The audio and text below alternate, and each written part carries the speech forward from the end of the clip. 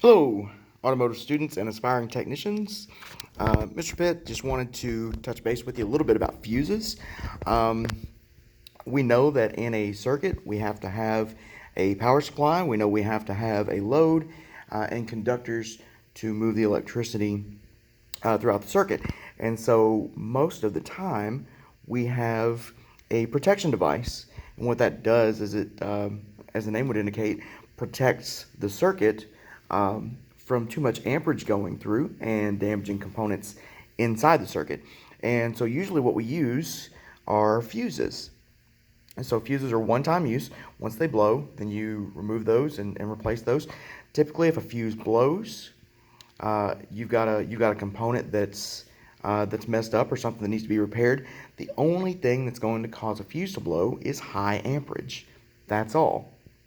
And so to kind of organize things, fuses are rated according to their amperage, the amperage in which they can carry without breaking.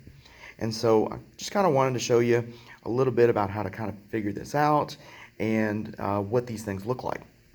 And so over here we have two very similar fuses. The difference is the upper fuse. You see the little Z part in the middle? See how that's intact? And on the bottom one, it's broken. There was too much amperage going through the bottom one. And so that fuse was blown. You can remove the fuse. You can look at that. You can observe. And if the filament is broken, if the part in the middle is broken, then that needs to be replaced. And chances are something had caused that to go bad, a component worn out, causing amperage to go high or short to ground or something like that. Okay, and so whenever we remove fuses, the best way to do that is with a fuse puller. You can use needle nose pliers or something like that, but sometimes you're getting into pretty tight quarters. And so I kind of want to show you just a few of these fuse pullers. And so we've got these that kind of look like little plastic tweezers. Okay, if I can get focused on here. And they'll just grab onto the end of this. Okay, for those, for the auto fuse, and then for the mini fuse, kind of does the same thing. It grabs on, and it actually holds in pretty good, so you can grab onto this and then pull it out. So we have different size fuses as well. And so all of these yellow fuses, they're all the same amperage rating. And the one at the top is called a maxi fuse. The one underneath it is called an auto fuse. The one below that is a mini fuse. And then the one right down here is a low profile mini fuse. And so you'll see different ones of these in different vehicles. And so the question begs, if all of these can carry the same amperage, why have different size fuses? So a lot of that has to do with space in the fuse box. Okay, if you can have a larger fuse with larger conductors, okay, then you do that, but space does not always allow that, and so sometimes we have to use smaller and smaller fuses. And so we can look at the filament in here. Notice how there's a circle in the middle of the little S-shaped filament. Okay, so there's a circle in there to kind of take out some of that material to make that filament a little bit smaller.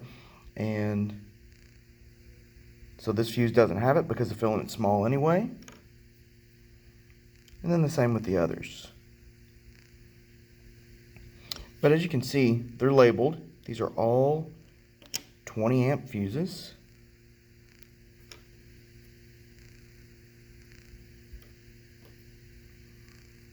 Okay, each one. And so we've also got a few other types of fuses. We've got these cartridge style. They've got a little glass window in them. And the colors aren't the same for the normal fuses as they are for these. And these amperages are put on there on the little window at the top. You can look through and you can see if the filament's broken on these. And this is a 50 amp fuse, not a 5 amp. Okay, these are typically in multiples of 10 or 15.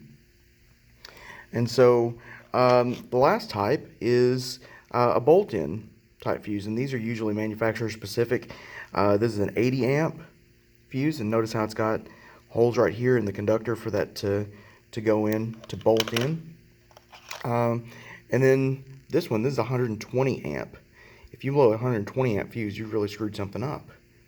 Okay, so if you've got one of these fuses that are blown, one of these big ones, you don't want to just take that out and swap it with another one. You want to figure out where the issue was first, and get that taken care of. So 120 amp fuse, that'll probably go to a starter or alternator or something like that. So if you have any questions, hit me up on Google Classroom, and we'll continue on with this as long as we need to.